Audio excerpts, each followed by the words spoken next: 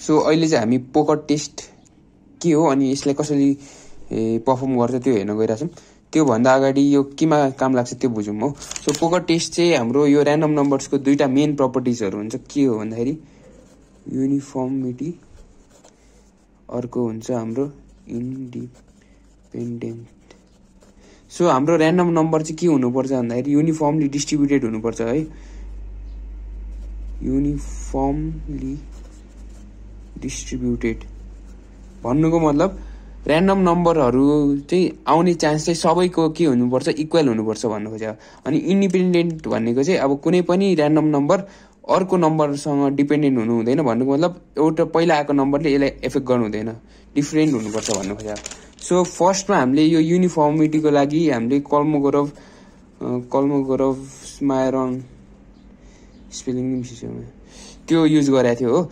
अनि इन्डिपेन्डेन्टको लागि चाहिँ हामीले अहिले पोकर टेस्ट युज गर्न गइरहेछौँ।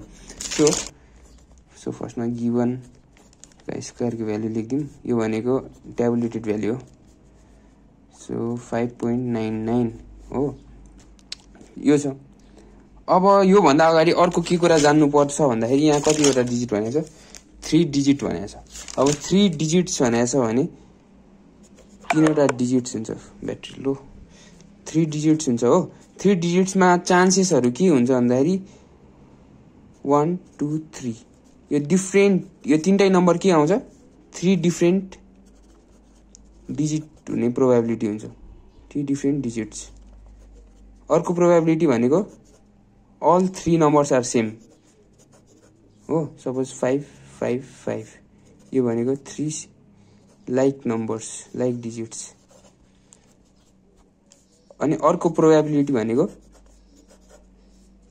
3टा डिफ्रेन्ट डिजिट भयो, 3टा लाइक डिजिट पनि भयो भनेपछि अर्को प्रोबेबिलिटी भनेको 2 like digit. Suppose 7 7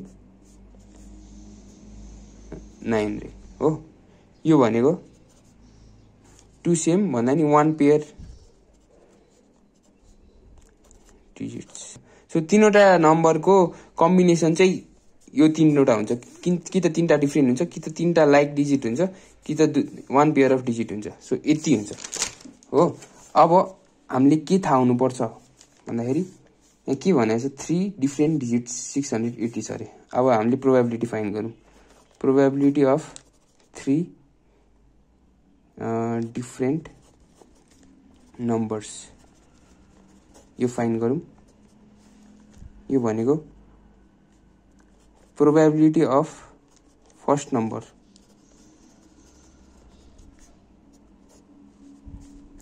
into probability of second number.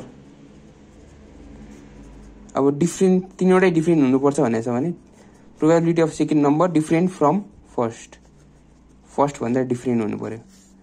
अनि अब third number, probability of third number different from first and second हो। अब प्रोबेबिलिटी अफ फर्स्ट नम्बर, हाम्रो नम्बरहरूको रेन्ज भनेको कहाँ हुन्छ, 0 देखि 9 सम्म हुन्छ। 0 देखि 9 मा कतिवटा डिजिट भन्दाखेरि 10वटा। भनेपछि फर्स्ट नम्बर चुज गर्ने हामीलाई फ्रिडम कति छ, 10 आउट अफ 10, 10वटामा जुन गर्दा नि भयो हो। अब सेकेन्ड नम्बर चुज गर्नु पर्यो, तर के हुन्छ यहाँ फर्स्ट नम्बर भन्दा डिफ्रेन्ट हुनु पर्यो। 10वटा नम्बरमा एउटा नम्बर चुज भइसक्यो भनेपछि 9वटा लेफ्ट, भनेपछि 9/10। अब थर्ड नम्बरमा different from first and second, 10वटा डिजिट्समा 2वटा नम्बर अलरेडी चुजन भनेपछि कतिवटा लेफ्ट, 8वटा, भनेपछि 8 आउट अफ 10। यो गर्दाखेरि आउँछ, यो गर्दाखेरि कति आउँछ भन्दाखेरि 0.72 आउँछ यो गर्दाखेरि हो। So probability of 3 different number कति आयो, 0.72। अब नेक्स्टमा के छ, प्रोबेबिलिटी अफ 3 निकाल्यौँ। प्रोबेबिलिटी अफ 3 लाइक डिजिट्स, यसमा के हुन्छ भन्दाखेरि 3 लाइक डिजिट भनेपछि फर्स्ट डिजिट निकाल्न चुज गर्ने उस कति चोइसहरू कति छ, 10 आउट अफ 10 हो। भनेपछि 3वटै सेम हुनु पर्यो। भने पछाडि के हुनु पर्यो, सेकेन्ड नम्बर पनि यही फर्स्टमा जुन चुज गरेको थियो त्यही हुनु पर्यो, भनेपछि 1 आउट अफ 10। अनि थर्ड नम्बर नि के हुनु पर्यो, फर्स्टमा जे चुज गरेको थियो एउटा चुज गरे हुन्छ नि त। सपोज 0 1 2 देखि 9 सम्म हुन्छ। सपोज 2 चुज गरे अरे हो, फर्स्टमा 2 चुज गर्ने चान्स चाहिँ कति चोइस चाहिँ कतिवटाबाट हामीलाई आयो 10 वटाबाट आयो हो 10 आउट अफ 10 आयो तर पछि हामीले कुन चुज गर्नुपर्छ भन्दाखेरि 2 नै चुज गर्नुपर्छ नि त एउटै चुज गर्नुपर्छ विच इज यो 2 द्याट्स वाइ 1 आउट अफ 10 अनि थर्डमा नि 2 नै हुनुपर्छ किन भन्दा तीनटै डिजिट सेम हुनुपर्छ भनेको छ विच इज 1 आउट अफ 10 यो मल्टिप्लाई गर्दाखेरि आउँछ हाम्रो 0.01 so probability of 3 like digits are is 0.01 अब लास्टली के छ भन्दाखेरि प्रोबेबिलिटी अफ 1 पेयर डिजिट्स हाम्रो टोटल प्रोबेबिलिटी कति थियो 3 वटा थियो 3 वटामा के थियो एउटा 3 डिफरेन्ट डिजिट विच जुन चाहिँ हामीले निकालिसक्यो 3 लाइक डिजिट यो पनि निकालिसक्यो अब के छ एउटा पेयर डिजिट भन्नुको मतलब इक्जाम्पल 779 अब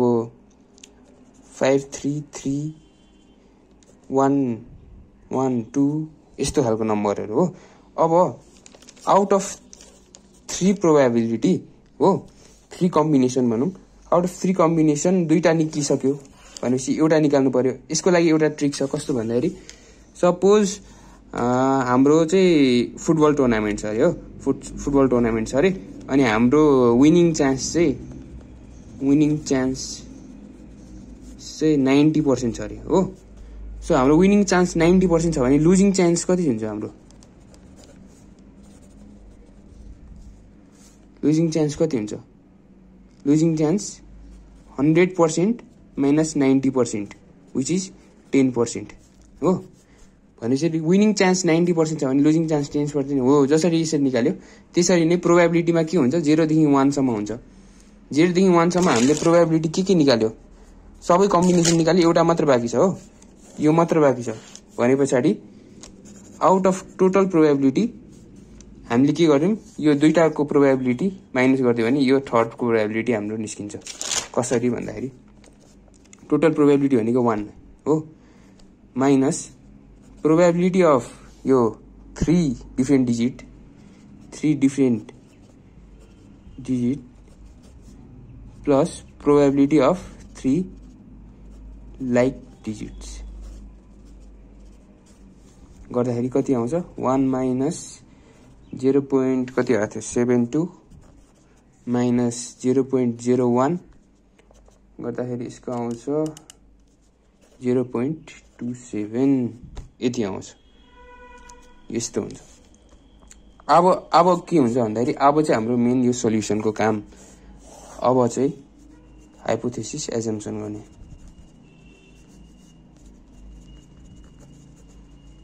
हो फर्स्ट स्टेप यसमा के गर्ने H0 ले भन्छ गिवन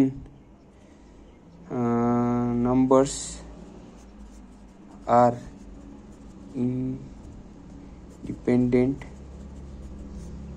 of each other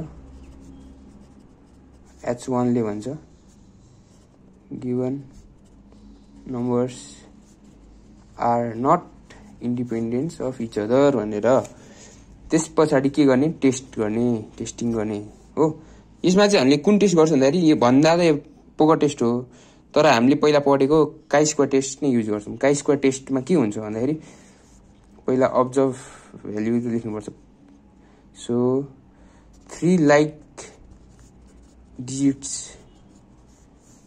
को लागि 3 डिफरेन्ट डिजिट्स को लागि र 1 पेयर डिजिट को लागि सो क्वेशन को अनुसार क्वेशन भनेको यो अब्जर्भ भ्यालु लेख्नुपर्छ फर्स्टमा सो अब्जर्भ भ्यालु जुन चाहिँ क्वेशनले दिएको हो कति छ 683 डिफरेन्ट डिजिट सो डिफरेन्ट डिजिटमा 680 रहेछ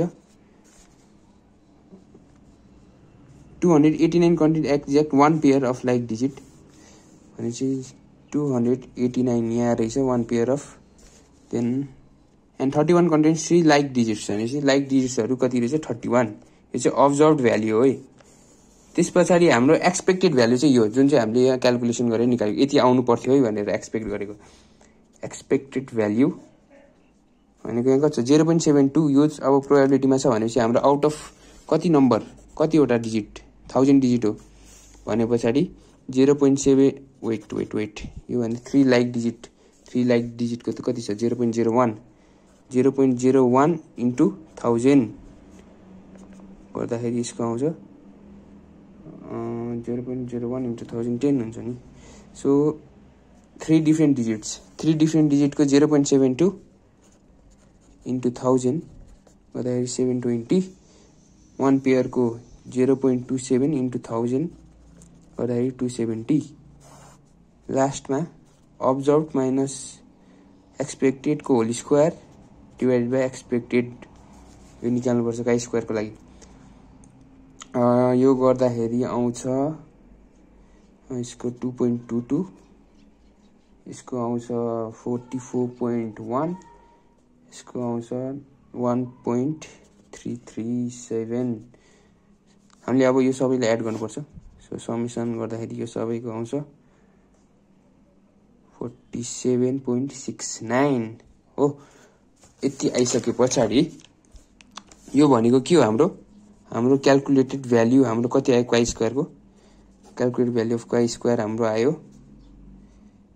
काई स्क्वायर लेख्नु पर्दैन क्याल्कुलेटेड भ्यालु लेखेको हुन्छ 47.69 अनि हाम्रो ट्याबुलेटेड भ्यालु कति दिएको थियो ट्याबुलेटेड भ्यालु थियो हाम्रो 5.99 अलवेज टेस्टिङ गर्दाखेरि के हुनुपर्छ भन्दाखेरि calculated value must be less than tabulated value हाम्रो एजम्पसन कि त हाइपोथेसिस एक्सेप्ट हुनको लागि calculated value less than tabulated value हुनुपर्छ।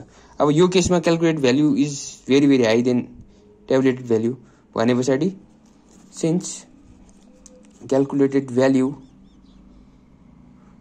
Is not less than tabulated value, the given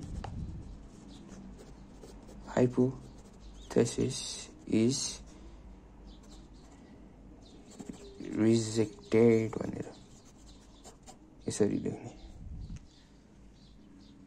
यति हो। यो भयो